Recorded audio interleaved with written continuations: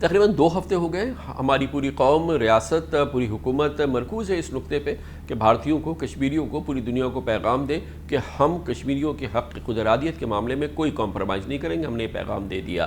اس کے ساتھ ہی ہمارا مشن ہے، ہمارا پوری قوم کا نعرہ ہے کہ کشمیر بنے گا پاکستان. یقیناً اس کو اکمپلش کرنے کے لیے ہمیں تیاری کرنی ہوگی، مضبوط ہونا ہوگا. اس کے لیے سب سے امپورٹنٹ تیاری یہ ہے کہ ہمیں اپنی اقتصادی اور معاشی صورتحال کو اتنا مضبوط بنانا ہوگا.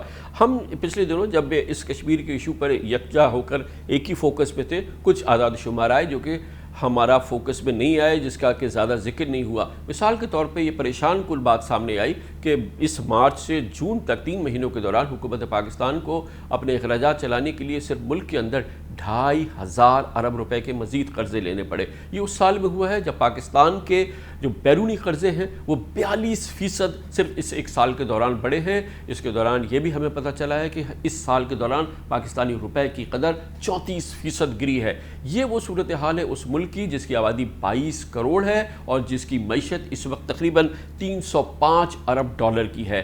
یہ وہ آبادی کا یہ جو ہمارا 22 کروڑ آبادی ہے، اس سے آدھی آبادی کے ممالک بھی دنیا میں اس وقت ہم سے تقریباً 500 گنا زیادہ بہتر معیشت کے مالک ہیں. مثال کے طور پر اسرائیل 90 لاکھ آبادی ہے، اس وقت ان کی معیشت جو ہے وہ تقریباً 390 ارب ڈالر کی معیشت ہے اور ان کے فارن ایکسچینج ریزرو جو ہیں وہ تقریباً 110 ارب ڈالر کے ہیں، جبکہ پاکستان کے فارن ایکسچینج ریزرو اس وقت 15 ارب ڈالر کے ہیں. بھارت جس سے ہمارا مقابلہ ہے اس کی معیشت اس وقت تقریباً 3 ارب ڈالر کی ہے، اس کے فارن ایکسچینج ریزرو اس وقت 450 ارب ڈالر کے ہیں.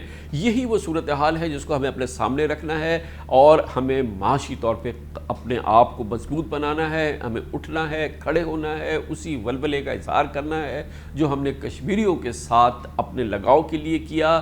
کیونکہ اگر ہم معاشی اور اقتصادی طور پہ کھڑے نہیں ہوئے اور اس صورتحال کو ہم نے نہیں بدلا، ہم نے فوری طور پہ معیشت اور اقتصادیات پہ اپنے آپ کو یکسو نہیں کیا، تو ہم اپنا بوجھ نہیں اٹھا پائیں گے. کشمیریوں کا بوجھ ہم کیا اٹھائیں گے؟